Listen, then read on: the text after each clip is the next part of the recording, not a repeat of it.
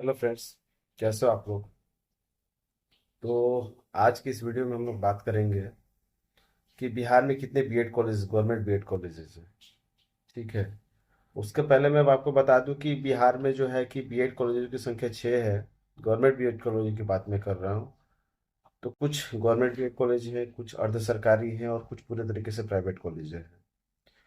तो अगर आपको बता दें कि यहाँ पे बीएड गवर्नमेंट बीएड कॉलेज कितने हैं, तो टोटल 6 गवर्नमेंट बीएड कॉलेज हैं।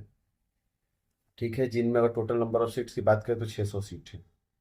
ठीक है। उसमें एक जो वुमेन्स बीएड कॉलेज है जो कि पटना में है, उसको हटा दीजिए क्योंकि वो सिर्फ फीमेल के रिजर्व है। तो 500 सीट्स अप्रोक्स आपको बचते हैं। 100 सीट्स पर एक कॉलेज जो है।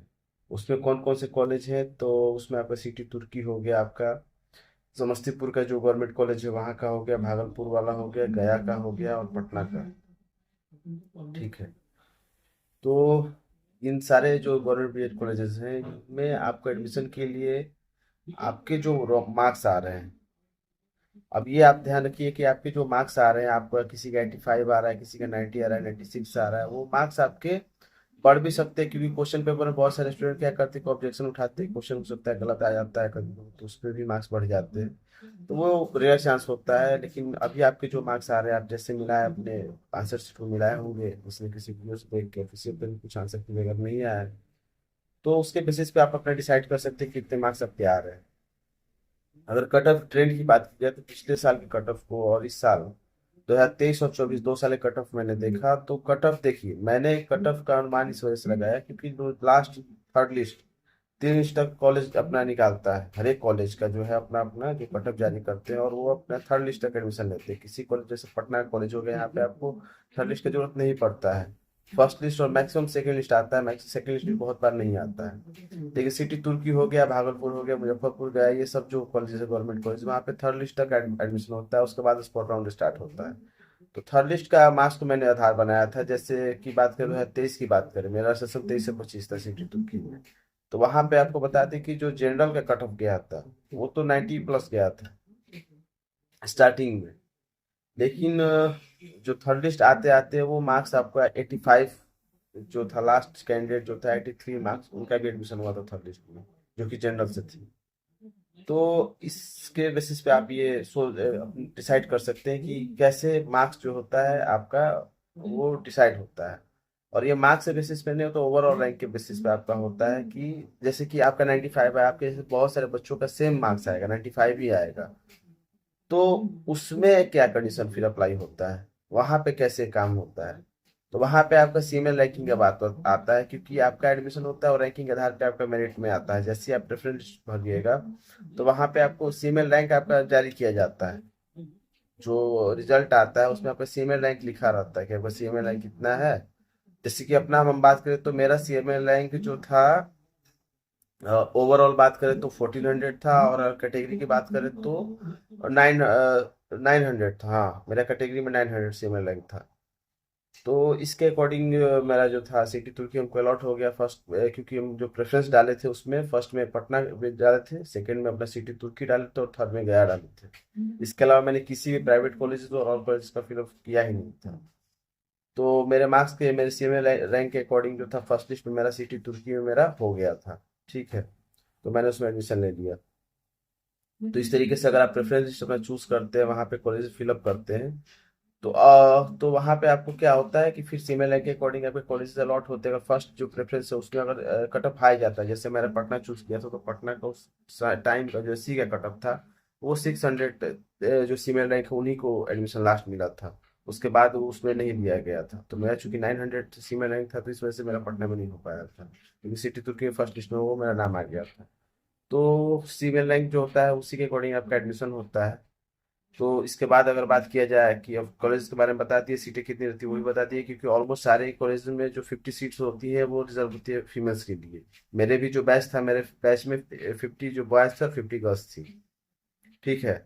तो ऑलमोस्ट बिहार के सारे कॉलेज में अप्लाई होता है, तो इसको भी ध्यान में आपको रखना चाहिए। इसलिए मैं बोलता हूँ कि अगर गर्ल्स का जो मार्क्स है वो 80 प्लस है, तो इनको कोई ना कोई गवर्नमेंट कॉलेज मिल जाएगा। हो सकता है सिटी तुर्की न मिले, हो सकता है आपको पटना कॉलेज में न मिले, लेकिन आपको गया, वो समस्तीपुर, भागलपुर, जो भी कॉलेज गवर्नमेंट कॉलेज है, अगर वहाँ पे आप एडमिशन लेना चाहते हैं तो जरूर पक्का मिलेगा आपको, ये बिलीव कीजिए। और उनका जो होता है डब्ल्यू अगर है तो उससे भी छूट मिलता है, SC ST से तो उनको और ज़्यादा छूट मिलता है। तो फीमेल के साथ ये होता है, बॉयज़ जो मेल हैं उनके लिए थोड़ा कठिन हो जाता है, क्योंकि बार बार मैं बोल रहा हूँ कि 90+ है जनरल में, तो आप अपने आप को सुरक्षित मान सकते हैं कि आप गवर्नमेंट कॉलेज आपको मिलेगा। थर्ड राउंड तक, थर्ड लिस्ट तक जाते जाते अगर सीट बचा तो 86 87 वाले को भी मिल सकता है।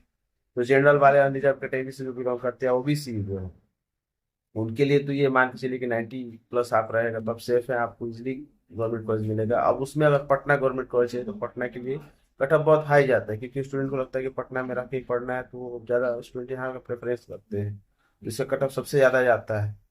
और पैसा की बात किया जाए तो सारे गवर्नमेंट कॉलेज का फी स्ट्रक्चर ऑलमोस्ट सेम है। फी स्ट्रक्चर के ऊपर मैंने वीडियो पहले ही बना चुका है। तो आपको सिटी तुर्की के फी स्ट्रक्चर के बारे में जानना है तो उसमें मेस चार्जेस को हटा दीजिए, तो हॉस्टल फी को भी हटा दीजिए, तो बाकी जो बच जाएगा वो जैसे ऑलमोस्ट, अगर मैं अपनी खुद की बात करूँ तो मैं ऐसी कैटेगरी से बिलोंग करता हूँ, मेरा जो 12,000 पे पूरा मैंने B.Ed कंप्लीट कर लिया है। इसके अलावा जो है आपको एग्जामिनेशन चार्जेस वगैरह कुछ लगे हैं, तो ले दे के अगर बात किया जाए घूम फिर के, तो 15,000, 15,000 एनफ है। अगर ऐसी कैटेगरी से तो आपका B.Ed कंप्लीट हो जाएगा। सिटी तुर्की की बात करें, और अदर कॉलेजेस में भी सेम फी स्ट्रक्चर ही फॉलो होता है जो गवर्नमेंट कॉलेजेस। पटना में उससे सस्ता है, पटना का जो फी स्ट्रक्चर है उससे सस्ता है। अगर जनरल की बात किया जाए तो जनरल ऑलमोस्ट 25 to 30,000 का पूरा B.Ed कंप्लीट हो जाता है। खाना पीना को अगर हटा दिया जाए, हॉस्टल चार्ज तो लग ही नहीं रहा कि हॉस्टल अलॉट ही नहीं होगा।